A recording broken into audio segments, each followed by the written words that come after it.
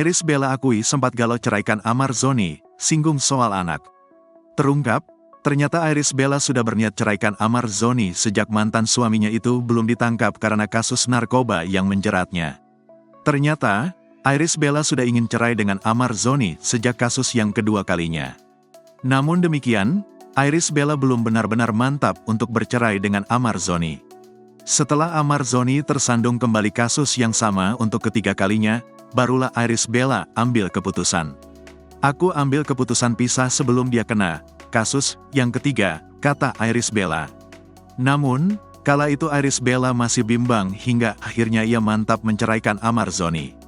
Di situ aku kayak masih galau, ya Allah aku ambil keputusan yang benar gak sih? Karena sebelum aku memutuskan itu aku selalu minta petunjuk, ujar Iris Bella.